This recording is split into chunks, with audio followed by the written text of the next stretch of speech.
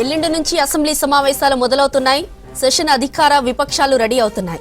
అయితే ప్రధాన ప్రతిపక్ష నేత కేసీఆర్ సమావేశాలకు అటెండ్ అవుతారా లేదా అన్నది పొలిటికల్ సర్కిల్స్ లో చర్చ నడుస్తోంది.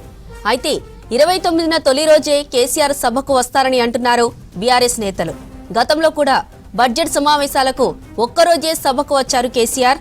ఈసారి కూడా ఒక్కరోజే ఆయన సభకు అటెండ్ అవుతారా లేక పూర్తి సెషన్ కు వస్తారా అన్నది సస్పెన్స్ గా మారింది.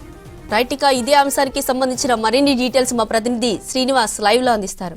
శ్రీనివాస్, అసెంబ్లీ సమావేశాలకు కేసీఆర్ హాజరుపై గులాబీ నేతలు ఏమంటున్నారు?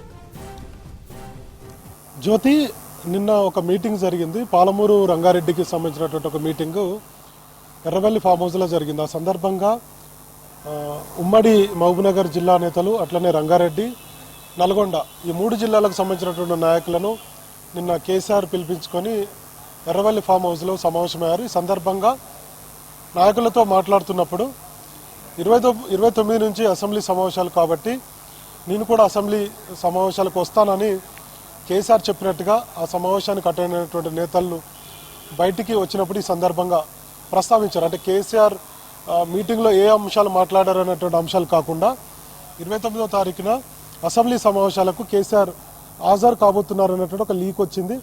సో మనకున్నటువంటి సమాచారం బీఆర్ఎస్ వర్గాలతో మాట్లాడినప్పుడు కూడా ఆయన అసెంబ్లీ సమావేశాలకు హాజరు కావాలన్నట్టు ఒక నిర్ణయం తీసుకున్నట్టుగా చెప్తున్నారు. అసెంబ్లీ సమావేశాల వేదికగా ప్రజా సమస్యలు కావచ్చు, గతంలో ఆయన ఈ మధ్య 21వ తారీఖున తెలంగాణ భవన్కి వచ్చి ప్రెస్ మీట్ పెట్టినప్పుడు కూడా ఒక అంశాన్ని ప్రస్తావించారు.